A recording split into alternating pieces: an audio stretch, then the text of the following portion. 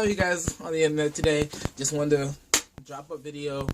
Drop my opinion on a video. So I just saw a video from Trevor Noah, how he was talking about how he feels about marriage, and he was saying he didn't know if he wanted to get married or not. Like I said, I'll give you a link in the description to that video. But he pointed out a point that is something very common for this generation, which is living together. And living together is not something that is uncommon for this generation. As a matter of fact, I've seen it's something that's very common for this generation. And I wonder why that is, if it's a shift in that. So, a lot of people are opposed to that. They're like, I don't want people living together because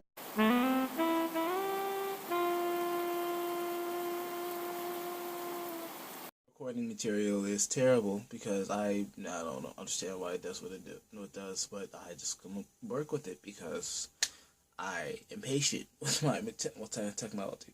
But anyways, yeah, a lot of people who's opposed to living together because they're like, you shouldn't live together because you guys are getting all the good stuff before marriage. So by the time you guys get married, you guys are gonna be tired.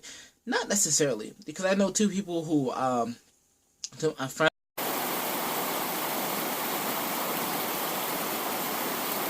Days of my technology is a piece of crap, but this is one of those days. So let me see if I can pick up where I left off. Basically, when it comes to marriage, a lot of people prefer. Okay, and there's a notification blocking my screen. Awesome. Yeah. A lot of people say that people should just go ahead and get married, but a lot of things have changed since the older generation. For one, things are a lot more expensive than they used to be. Like say, it used to be you can go to a job and you could stay there for years upon years, and you wouldn't have to worry about it because the company was going to take care of you. Where now a lot of companies have gotten greedy. There are not as many jobs that pay well enough to pay back college tuition. Because of inflation, like I said, if you don't know what inflation is, okay, so money has a value that is equivalent. So when it comes to value changes based on how much money is in the system. To give you a good visualization or give a good picture, think of a pizza. So half of a pizza, if there's two pieces in the pizza, is just one piece. But if it's four pieces, then half the pizza is two pieces. Maybe I can find a picture and put it up on the screen, but I'm not sure if I can. Or how about what? Huh? Okay, here's a simple explanation. Alright, so to keep this explanation to the point, I want you to focus on two words: value and piece, which basically the piece stands for $1. So each piece represents $1 in this circumstance. But yeah, what it basically ends up happening when it comes to inflation is the more dollars that are added into the system, the less each piece is worth. So okay, let's say the value is 1/2. So if the value is 1/2, then for the first one, one piece is 1/2. Why? Because 1 is half of 2. So to equal the value of 1/2, it just needs one piece. So no big deal. But over here, for the 4 pieces, you need 2 pieces to equal that same value. Now what happens if you decide to divide this into 8? Well, now you need 4 pieces.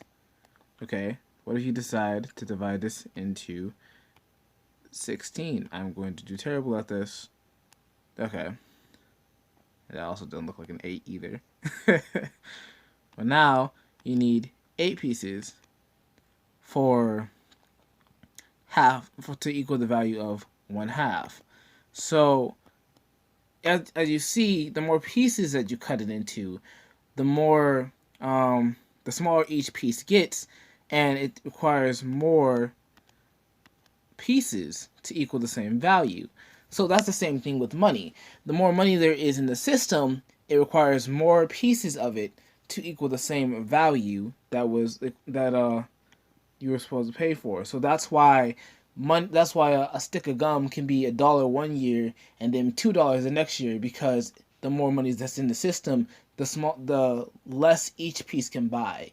So if that makes sense, that's basically how money works when it comes to buying things. That's about it. So because every time there's a dollar added, um, the dollar next to it decreases. So how value works is that if something is rare or has a limited value, then the value of it increases when other other states and other places have demand for it. But if there's more money added to the system, or more money added into the system, then more money is available. So when more money is available, the current dollar decreases in value. So in other words, the value that it used to, the power that it used to have, or the value it used to have, decreases. So it doesn't have as much buying power. Therefore, when you try to buy something with it, it can't buy what it used to. That's why the American dollar can't buy, that's like a stick of gum, like how do I put this? The American dollar was worth more back in the day, and now it's not worth as much because there's more money in the system. When it was on the gold standard, it had something that had a limited value, so therefore it kept its value. But when dollars started being produced, then it made the value of decrease in per dollar. Simply said, this is a very simple way of saying things have changed since the way things were. So, stacking together, is it wrong? Is it right? Is it okay? Is it not? A lot of people's point of view, if stacking together, is that if you have people who are living together, they're going to get all the good stuff. If you have people who are living together, they're going to get all the good stuff. That's what I said. Didn't realize I spoke that fast. And they're not going to want to be married longevity and for the long haul. But they won't want to be long. They won't want to be married. But that's not necessarily true. Again, you have a lot of people who live together and they love each other very much, but marriage is expensive, and they're like, I don't want to get married because it's expensive. Yeah, marriage is expensive, and it's not simple. Like I said, college is expensive. That's why a lot of people don't go to college nowadays. And it's like, are you getting what you invested back? That's the if anyone knows anything about investment, basically what investment is you put money into a system or into a company. You buy a part of a company, and if that company does well, that stock goes up, and the stock that you bought goes up too. So if you bought 2 stocks, both of those stocks go up. Let's say you bought 2 stocks for $20. Each stock is $20. So you use $40. Well, if it goes up to each stock is now worth $30, you now have $60. So because each stock was $20 and you bought it, so you have $40 in the stock market, and now it went up. And so you got your money's worth back. So I think the biggest misconception about the stock market is that it's inconsistent and it's dangerous, and you shouldn't do it. If you're trying to get rich quick, then no, you shouldn't do it, because it's not a great way to get rich quick. I mean, you can get rich quick off the stock market, but it's very unlikely for 2 reasons. One, because unless you buy a stock when no one believes in it, and then it goes up, you're not going to get rich quick. The second thing is, you don't bet all your money on the stock market and expect it to make you rich quick, because there will be times where things fluctuate way up, and then they drop way down. And if you aren't just consistently putting money in and just letting it continue to grow, then when it fluctuates down, a lot of people, like, what they do is they sell their stocks and say, oh, I don't want to lose all that money. Well, you shouldn't have put that much money in there. If you're going to put money in there that you don't mind losing, like, because you have faith in the stock market and you have faith that it's going to go up. Like, don't put money in there that if you lose, you're going to be upset about. So, but again, a lot of people go in there to get rich quick because they see the stock market going up, and that's also the worst time to go into the stock market, because if the stock market is going up, it's not going to go up forever. I'm not going to say that I'm not going to say that that stock isn't a good enough stock to keep going up forever. But most people go in there because of impulse, because they're like, I want to get rich quick and I want to get some money, and this thing looks like it promises me money, so I'm going to try to do this to get money, to get quick money as fast as I can, and I can become rich. And it's like, if that's your intention, that's a bad way to go into the stock market, because I promise you, if it fails, you're going to be out of luck and you're going to be pretty upset.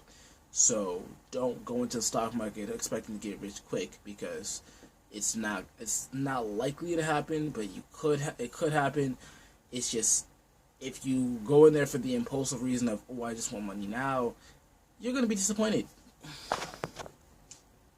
So I'm not sure what's going to be on that change in the first place, but point being, times have changed, things have changed, values have changed, and life has changed a lot.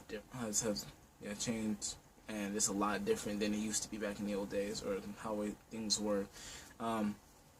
So values have changed. There are people who live together because it's the modern thing to do, and then there are people who live together because they can't afford to get married, but they still love each other, and they still want to have the life of being married, but they don't feel like they can afford marriage. They don't feel like they can afford getting married. Well, if they aren't committed, then they're not going to stay in a marriage. Okay, that's an opinion, and you might have someone who's committed, but they're not going to go ahead and pay for getting married because it costs a lot. It's like, well, if they love each other, then they shouldn't mind getting married. Yeah, they probably do want to get married. They just don't get paid well enough to get married. Like, that's why a lot of people don't have houses right now, because they get paid well enough to go buy a house, because it's expensive. Like, life is expensive. So it's not as simple as just saying, oh yeah, all you do is just do this. No, like, it's pretty expensive. Life is expensive, and there's a lot to life. There's a lot to I mean, I guess the best way to say it is it's not that simple. It'd be great to say if it was that simple, but again, a lot has changed since the way things used to be. Again, I'm gonna say gas wages. Job wages used to be able to support a family, a household, and college. Now that's not the case, and people are getting paid way less, or not getting paid to match inflation. And again, inflation is all due to, if I could very easily explain it, because money is put into the system because of bankers, and because there's no gold standard. Money is being printed off by banks. The more money is coming into the system, and because more money is coming into the system, the current dollar is losing its value every time set of money is put into the system. So every time more money comes into the system, the dollar that you have is worth less than it was before. So it doesn't have as much buying power when there's more money in the system.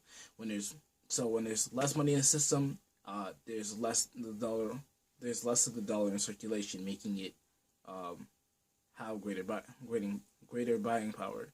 But when there's more in the system, then its buying power decreases. I need to be like an economics professor or something like that. I don't know, but yeah.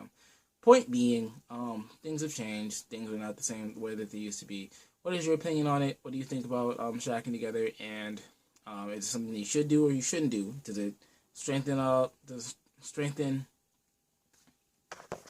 relationships, or does it make them more likely to break? Is it about commitment, or is it about lack of commitment? Is it about love, or is it about just having fun?